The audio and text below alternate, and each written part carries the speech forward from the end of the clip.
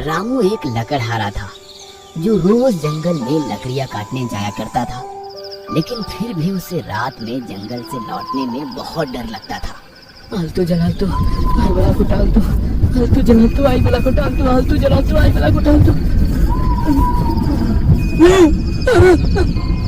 रामू डर गया। क्या भाई रामू, तू रोज जंगल आता है, रोज डरता है। आखिर ऐसा क्या है इस जंगल में जो तू रोज डरता है? ये कहानी मैंने सुनी है ना, अगर तू सुनेगा तो तेरी भी सिट्टी बिट्टी गुल हो जाएगी। अच्छा तो चल सुना। यहाँ नहीं, मेरे घर चल, तुझे वहाँ सुनाता हूँ। रामू कृष्णा को अपने घर ले गया और दोनों वहीं बैठकर बातें करने लगे। तू चल अब सुना तेरी डरावनी कहानी। ये कहानी मेरी दादी माँ ने मुझे सुनाई थी और ये सच है। अच्छा सुना तो। मेरी दादी माँ और दादाजी के शादी को 10 साल हुए थे और मेरे दादाजी मेरी तरह ही लकड़हारा थे। वो भी रोज जंगल में जाते थे लकड़ियाँ काटने। दादाजी जंगल के कोने कोने से वाकिफ थे, कौन सा पेड़ कितनी दूर पर है वो उन्हें पता था। लेकिन एक रात उनके साथ बहुत अजीब हुआ। उन्हें जंगल से निकलते निकलते देर हो गई। वो अपने रोज के रास्ते पे चल ही रहे थे कि अचानक उन्होंने एक पत्थर पर पैर रखा और सामने का रास्ता बदल गया। ये क्या? और अब सामने जो जंगल था वो कोई आम जंगल नहीं था, बल्कि भूतिया जंगल था। इस जंगल के पेड़ भी भूतिया थे जिनके दांत थे। दादाजी के सामने बहुत सारे सांप रेंग रहे थे और अजीब अजीब डरावनी आवाजें सुनाई दे रही थी। दादाजी पीछे मुड़े तो पीछे का जंगल भी बदल चुका था। वो अब उस जंगल में नहीं थे जहाँ वो रोज आते थे। उन्हें समझ नहीं आ रहा था कि वो क्या करे, फिर भी वो बच बच के आगे बढ़ने लगे। मुझे यहाँ से बाहर निकलना ही होगा। उन्होंने सांपों को पार कर लिया। अब न जाने आगे क्या हो। दादाजी को आगे एक खरगोश दिखा जिसे देखकर वो खुश हो गए। दादाजी खरगोश के पास गए। इतने भयानक जंगल में तू यहाँ क्या कर रहा है? जैसे ही दादाजी ने उस खरगोश को हाथ लगाया तो खरगोश ने दादाजी के हाथों पर काट लिया और मांस का टुकड़ा निकाल लिया।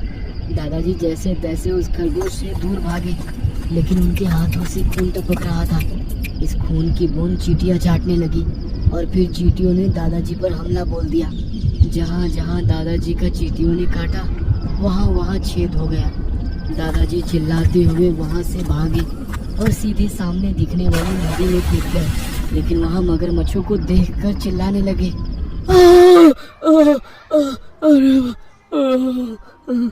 अरे चिल्लाओ मत, शोर मत मचाओ, कोई दरिंदा आ जाएगा। दादाजी चुप हो गए और जैसे मगरमच्छ उनके पास बढ़ा तो फिर चिल्लाने लगे। अरे डरो मत, मैं तुम्हें कुछ नहीं करूँगा। मैं इस जंगल के बाकी जानवरों की तरह भूतिया नहीं हूँ। भूतिया जानवर? हाँ, इस जंगल के सारे जानवर भूतिया है। इस जंगल पे एक चुड़ैल का राज है। सारे जानवर उसी के वश में हैं, इसलिए यहाँ घास खाने वाले जानवर भी मांस खाते हैं। लेकिन तुम कैसे बच गए? जहाँ बुराई होती है वहाँ अच्छाई भी जरूर होती है। ये नदी वही अच्छाई है।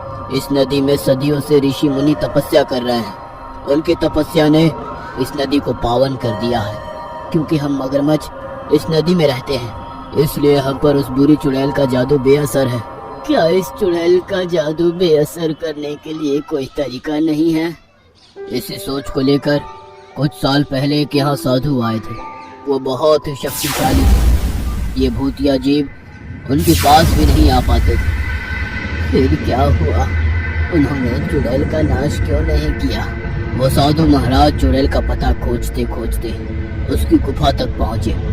मुझे पता था तू यहाँ जरूर आएगा। आखिर तेरी मौत मेरे ही हाथों लिखी है। किसकी मौत किसके हाथों लिखी है ये तो वक्त ही बताएगा। और फिर साधु और चुड़ैल के बीच घमासान युद्ध शुरू हो गया। चुड़ैल साधु पे आग का गोला बरसाती तो साधु चुड़ैल पर बिजली बरसाता। वे लोग लड़ते लड़ते गुफा से बाहर एक खाई के पास आ गए। अब तू नहीं बचेगा।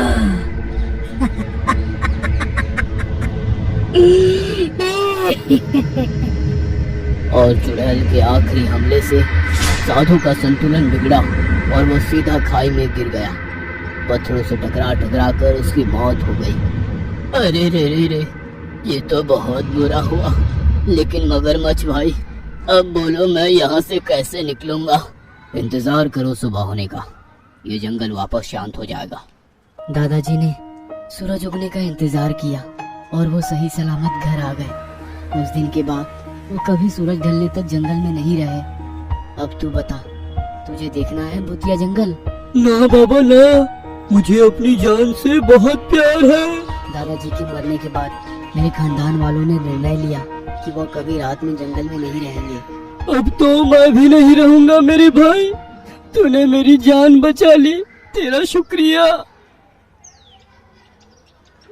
जादुई आईना। एक गांव में विवेक नाम का एक लड़का रहता था। वो अपने चाचा चाची के साथ रहता था। उसके चाचा बहुत ही सज्जन व्यक्ति थे, पर उसकी चाची दुष्ट प्रकृति की औरत थी।